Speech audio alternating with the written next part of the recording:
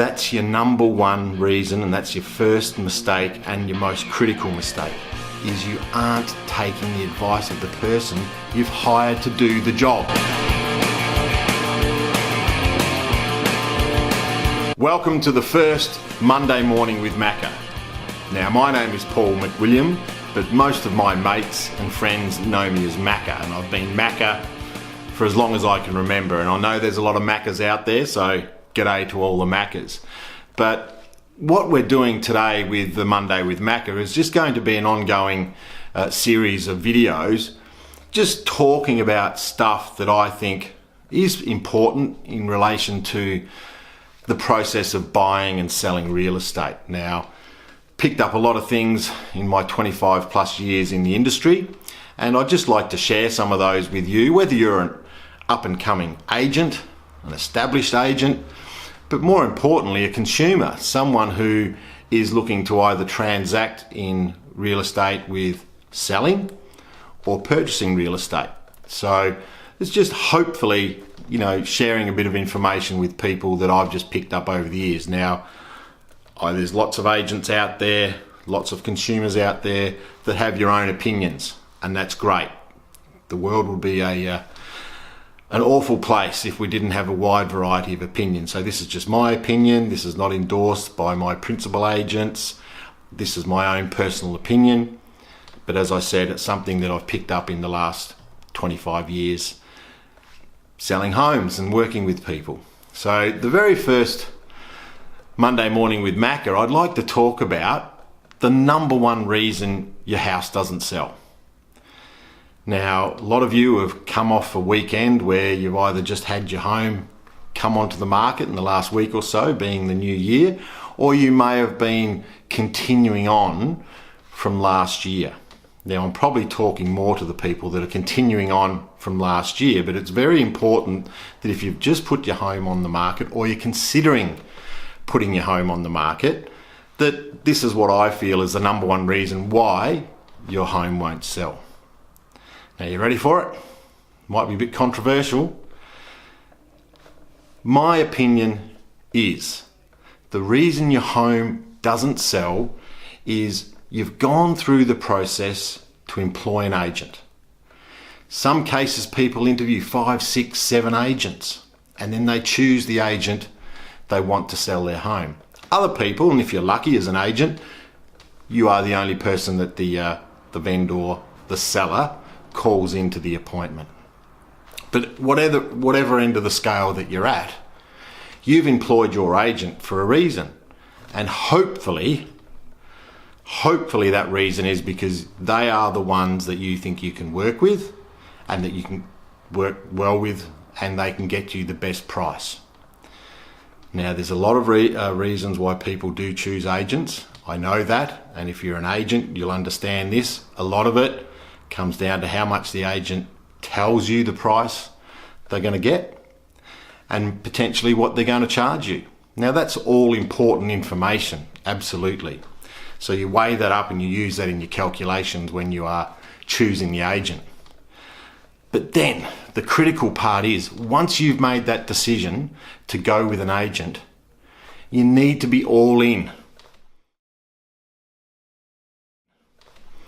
So if they've given you advice, you need to take it.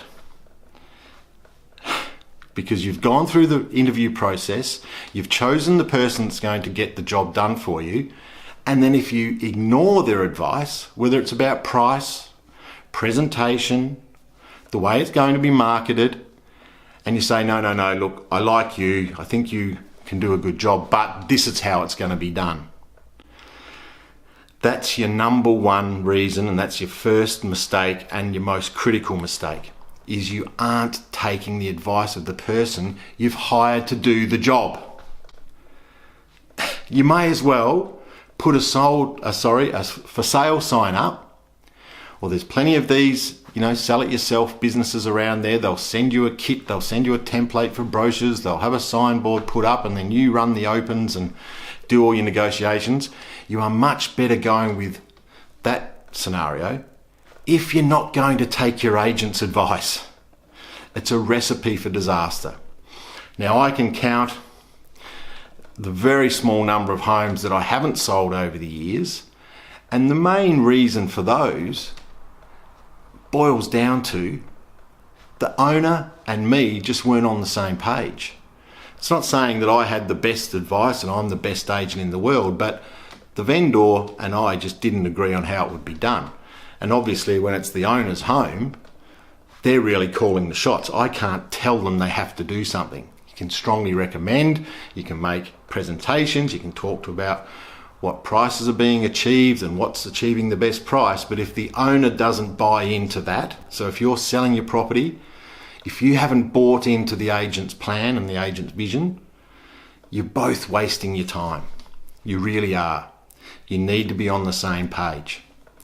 So if you're finding that your property hasn't sold, it could be, and in my opinion, it's normally the reason, is that you think you know better than your agent and you're dictating terms to them. You're not working with them as a team where you're taking on their advice. Now, you might sell 4 homes in your lifetime. Some people might sell 10 or 15 or 20. But the agents that have been around for a long time and the agents that are certainly performing at the moment, they'll have sold hundreds, if not thousands of properties. So it's not new to them. They know what they're doing. So please take on board. That's why you're paying them the commission. That's why you're paying them for their expertise. So don't ignore that.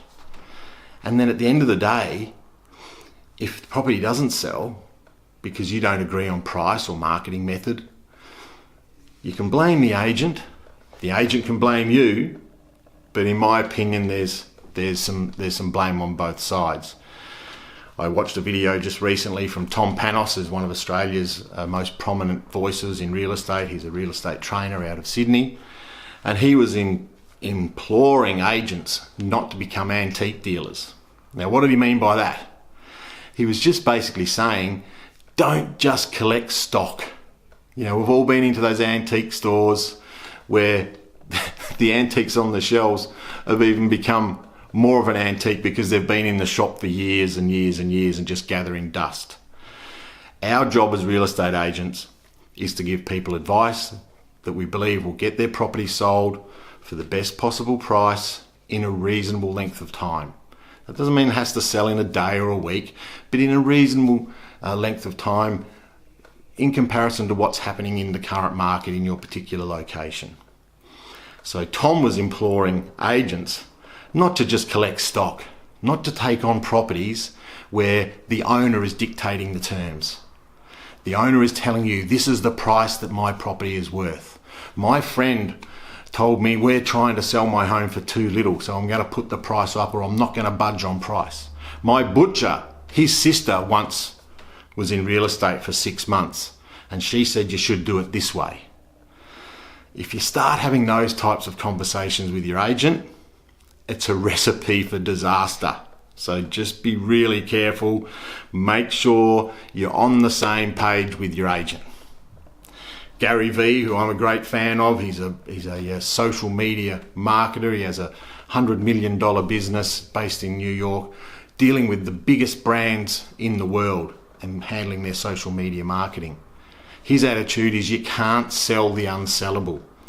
So I'm talking to agents here, I guess. If you find you're dealing with a vendor, an owner, that just has unrealistic expectations, they will not listen to your advice, stop trying to convince them.